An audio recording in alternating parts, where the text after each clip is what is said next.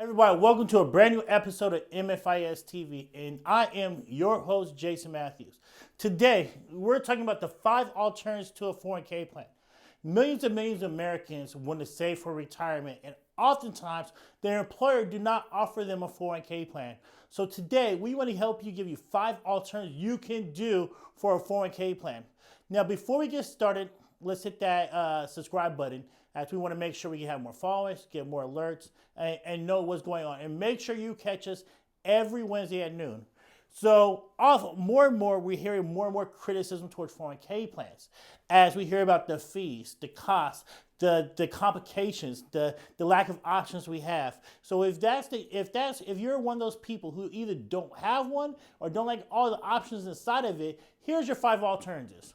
Number 1 is we can open up an IRA or an individual retirement account. Now, with the IRA account, there are a certain amount of income thresholds and contributions thresholds that you can do for your individual retirement account. But the great way about this is you can get a tax deduction on the amount of money you put in there. The money grows tax deferred, and when you pull out the money, you will have to pay taxes on it.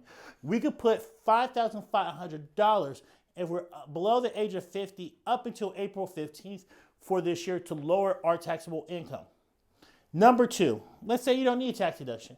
You're doing great, but you don't need a tax deduction. And you feel like tax rates are going to go up because, yes, we have $23 trillion in national debt. We have all these huge tax increases, liabilities, and entitlements in our country. Your option, number 2, is doing a Roth IRA. It works similar to an IRA where you could put $5,500 away.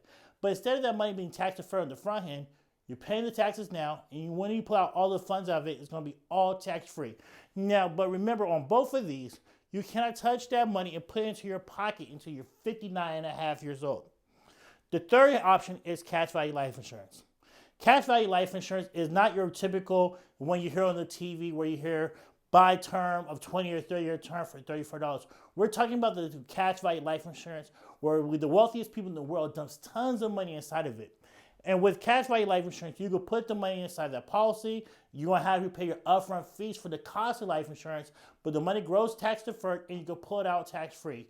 And there's no income limits on it, and there's no contribution limits. They're all based off your death benefit and your health. This is designed for anybody who has over a 7 to 10 year time horizon on it. Number 4, we can go to our Charles Schwab, we go to our Merrill Lynch, we go to Morgan Stanley, wherever we want, and we can open up an investment account where we can pick any type of stocks, mutual funds, bonds, or any other type of investment account we want, any other type of investments we want. So look at an investment account if you want to have an alternative with it. And you have the plethora of all types of stocks and investments for mutual funds. And last is you have your money in deferred annuity. With a deferred annuity, there's 2 different ways we could go. We can do a fixed deferred annuity where we put the money in the account every month and we get a fixed interest rate, or we don't lose downside in the market. Or a third option is we could be in the market as well. Now the money in it will grow tax deferred, so we're not paying taxes as we pull it out. But any growth we have when we pull it out after the age of 59 and a half, we're going to have to pay taxes on that growth. Now, if you have any other questions, you have any other ideas, or want us to talk about any other subject, please let us know. I hope you guys all have a good day. And once again, thank you so much for tuning into MFIS TV.